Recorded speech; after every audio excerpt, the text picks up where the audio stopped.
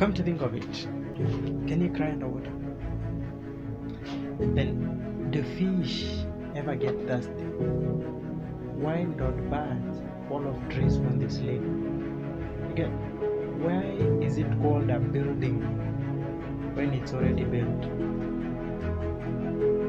Then I love you is not a question. Then why does it need an answer?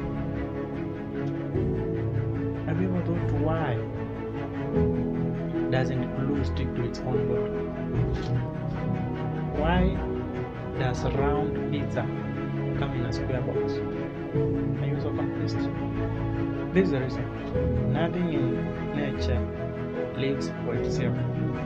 Rivers don't drink their own water. Trees don't eat their own fruit. The sun doesn't produce heat for itself. And the moon, well, it never goes on an animal. So, living for each other is the rule of nature. Be each other's keeper, and God will reward you abundantly. Thanks for watching. See you next time.